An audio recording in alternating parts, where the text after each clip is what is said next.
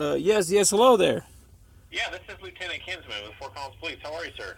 Hey, Kinsman, not too bad, not too Yeah, bad. Long time no talk. How's it I going for know. you? How are you doing, man? Oh boy, yeah, I could be better. I could be a lot better, actually. I got some pretty significant things going on right now. Are you healthy? No, I got a hiatal hernia. My stomach Ooh, is halfway in my chest. It was from huh? a nervous anxiety issue I dealt with sometime last year. Basically, the city was trying to sue me, and I won the case, but I got sick along the way, so it wasn't very fun. I'm sorry to hear that. So, but Well, what can I do to help you now? What's going on with your questions and things going on that you need some help with? well, yeah. So, you and I once talked a long time ago about the east side of Safeway, right? And you had said that you thought it was public property. Do you recall ever having that conversation?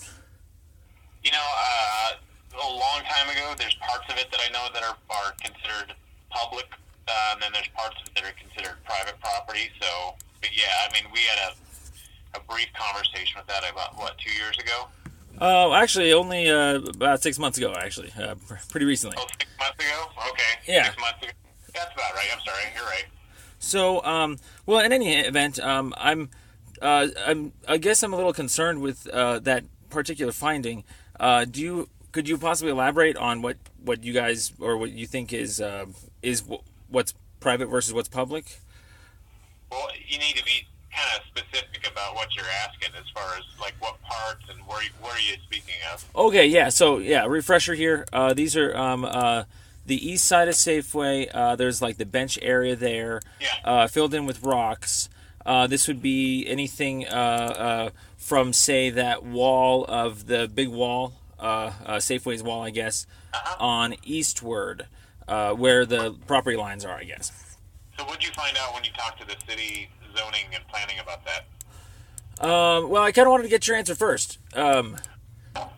Seeing as how you guys have, or you should have tools at your disposal, that's kind of, that's what I've been trying to get in touch with you guys with. You're actually my go-to guy. I've been trying to kind of brush Yeah. up on this investigation, but basically Well, something along the lines of like a patrol map or whatever you guys use. yeah. I mean, I don't have a patrol map that shows what's private and what's public property, just because we patrol entire districts, which encompasses both. So, I mean, for me to get you that exact answer, and here's the thing: is I kind of know how you operate, and I'm not going to speak out of turn unless I have a 100% correct answer, because you'll probably hold that against me if I'm not 100% correct about it. So, honestly, I mean, if you want, I can get a hold of the city, the same thing that you've already done, and ask them the question that um, you're asking me, and then get back with you. But if you already have the answer from them, then I would probably go with just that. Okay. I'm not. The thing is, I'm not an expert as far as telling you exactly what's private and what's public property on every single piece of property in the city of Fort Collins, because there's lots of that they overlap within each other.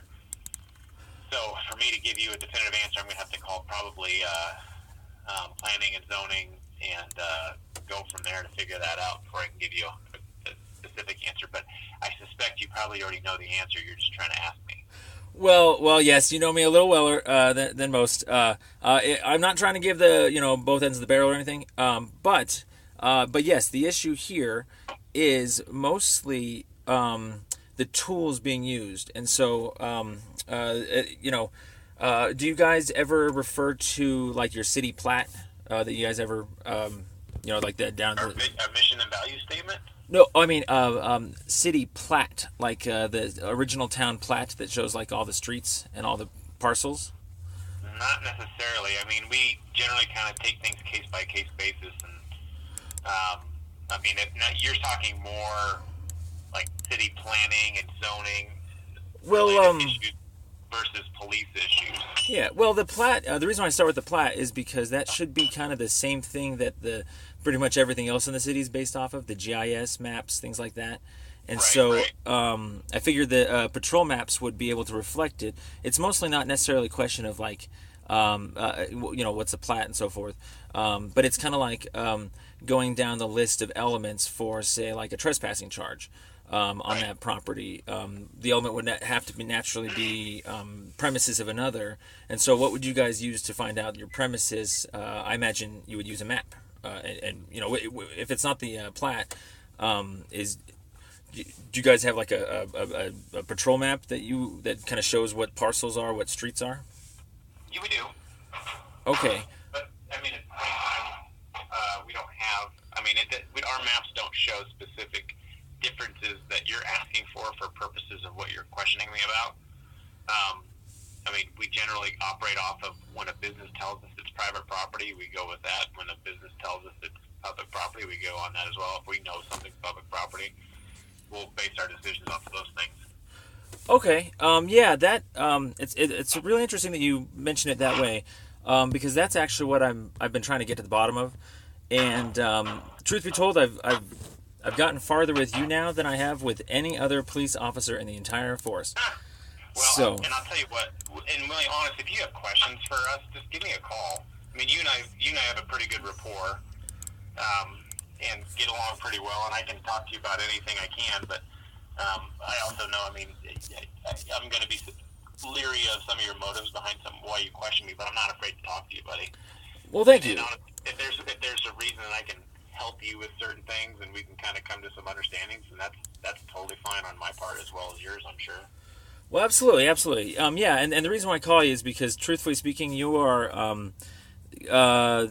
I don't want to sound bad, but you are the sole person that I've spoken with of maybe a dozen or so officers that has been able to give me pretty honest, consistent answers with regards to some of the issues I have here, and so. Well, and some of the issues you have are extremely complex, and they're not cut and dry, and you're they're questions that, if you pose them to your average officer or somebody who's not immersed in that topic, they're just not going to know, and that's just how it is. And and I'm going to tread lightly as far as being able to give you definitive answers, because I'll probably, and there's a lot of context. I need to know like what the purpose of the ticket was.